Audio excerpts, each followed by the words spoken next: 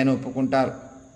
వెంటనే అటువంటి సమయంలో ఈ కుంభకర్ణుడు నిద్రపోతూ ఉన్నటువంటి కుంభకర్ణుడిని వీళ్ళు రాముడు యుద్ధానికి వచ్చాడు కదా అని అప్పటికప్పుడే బాదరాగా నిద్ర లేపడం జరిగింది రామా అని కుంభకర్ణుడు గురించి చెప్పినటువంటి కథంతా కూడా ఈ విభీషణుడు చెప్పటం రాముడు వినటం జరుగుతుంది.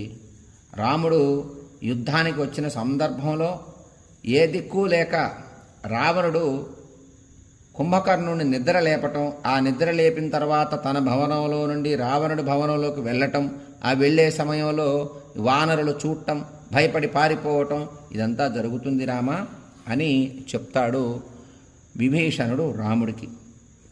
వానరుల మాంసాన్ని తింటాడయో, క్షణం కూడా సమయం ఇవ్వడు. వానరులందరినీ కూడా భుజించేటటువంటి వేగమైనటువంటి శక్తి కలిగినటువంటి వాడు కనుక ఈ వానరుల్ని మనం ఆపాలి, ఎదుర్కోవాలి. రాక్షస సైన్యంతో మనం యుద్ధం చేయాలి. యుద్ధం చేయాలంటే ఈ కుంభకర్ణుని చూసి అందరూ పారిపోతున్నారు కదా, మరి ఎలా చేయాలి అని అనుకుంటావేమో.